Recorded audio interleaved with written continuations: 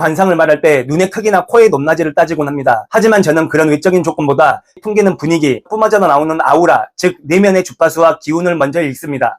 그런 제 직감의 눈으로 트로트 가수 임영웅 씨를 들여다보면 참 기묘하고도 애틋한 기운이 제 마음을 가득 채웁니다.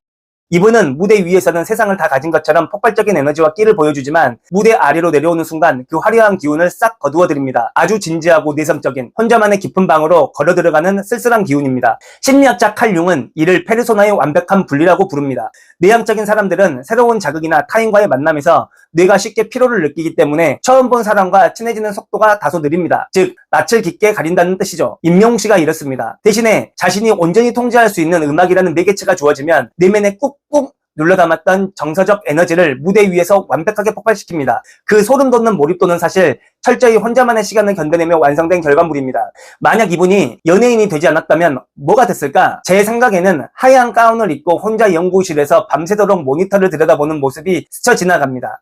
남들과 떼거지로 몰려다니기보다 혼자 묵묵히 본질을 파고드는 탐구형 기질이 매우 강하기 때문입니다. 그럼에도 마음 한 구석에는 사람에 대한 이타심이 참 넓게 자리 잡고 있어서 타인의 마음을 어루만져주는 인사 쪽이나 컨설팅, 그리고 심리학자, 또 정서적 소통이 부드러운 여성 중심의 직군에서도 빛을 발했을 관상입니다. 반대로 상명하복을 강요하거나 윽박지르는 군대식 조직 문화, 억압적인 조직에 들어갔다면 그 섬세한 천재성이 완벽히 마비되었을 겁니다. 개성과 자율성이 보장되는 예술의 길을 택한 것은 본인에게도 대중에게도 참으로 천운이었습니다. 사실 임영웅 씨의 기운을 보면 유년 시절의 그늘이 참 시리고 매섭게 느껴집니다. 즉 초년복이 좋지 않습니다. 대신에 초년복이 안 좋은 사람들은 총량의 법칙이라고 해서 중년 말년이 매우 좋습니다. 관상학적으로 초년의 자리가 그리 순탄치 않아 보이는데요. 이런 사람들은 대학을 나와야 하지만 대학을 나오는 기간이 길어질 수도 있습니다. 1년 다니고 1년 휴학하고 1년 다니고 1년 휴학하고. 왜냐하면 부모로부터 등록금이나 뭐 약간 이런 거를 지원받기가 힘들기 때문에 자기 혼자서 일을 하면서 대학을 다녀야 되는 팔자거든요. 또 스스로 거친 세상을 헤쳐나가야만 하는 전형적인 자수성가형 기운이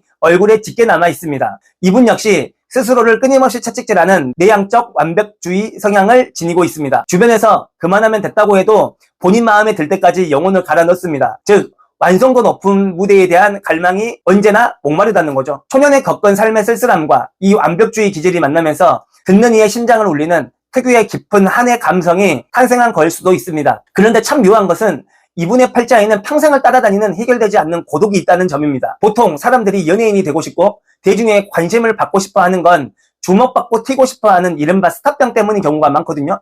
하지만 임영웅 씨의 경우에는 조금 다릅니다. 그 화려한 관심의 이면에 어쩌면 마음 깊은 곳에 자리한 외로움을 채우고 대중과 따뜻하게 소통하고 싶어서가 아닐까 하는 생각도 듭니다. 그래서 이분의 결혼운을 보더라도 결혼의 운은 열려 있으나 아주 늦게 이루어질 팔자입니다. 즉 결혼이 빠를 수가 없다는 거죠. 설령 누군가를 만나 결혼을 한다고 하더라도 마음 깊은 곳의 외로움이 완전히 채워지지 않는 고독한 기질을 지녔습니다.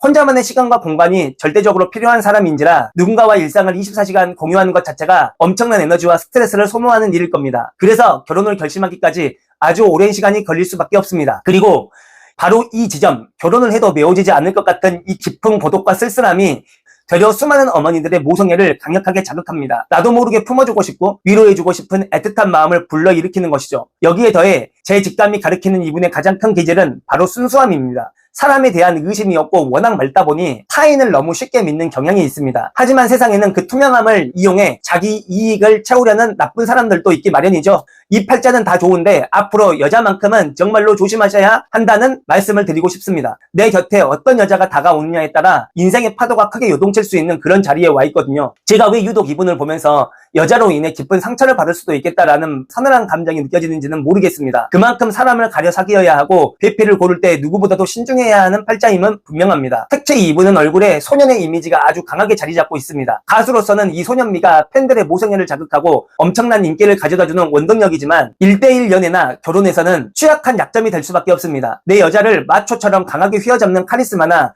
거친 남성미는 다소 부족한 기질이거든요. 그렇기 때문에 든든하고 남자다운 마초형 남성을 원하는 여성에게는 자칫 마음의 상처를 받거나 버림받을 수도 있는 상극의 기운을 지녔다고 봐야 합니다. 그래서 유독 개인적인 연애운이나 결혼운이 순탄치만은 않다고 느껴집니다. 이런 팔자는 애초에 거친 남성미보다 다정하고 가정적인 남자를 원하는 여자, 혹은 오랜 시간 친구처럼 묵묵히 서로를 지켜봐주면서 신뢰를 쌓아온 그런 인연을 만나야 상처 없이 편안한 관계를 유지할 수 있습니다. 게다가 이 관상의 가장 큰 축복 중 하나는 나이를 먹어도 사라지지 않는 소년의 이미지를 품고 있다는 점입니다. 물론 연예인이니까 관리를 잘하고 성형수술을 했기 때문에 어려 보이는 거겠지라고 할 수도 있지만 이분은 그냥 DNA가 타고났습니다. 노화의 속도가 남들보다 훨씬 느립니다. 나이가 들어도 쉽게 늙지 않고 특유의 맑고 청초한 소년미를 오랫도록 유지할 장점을 지녔다는 것이죠.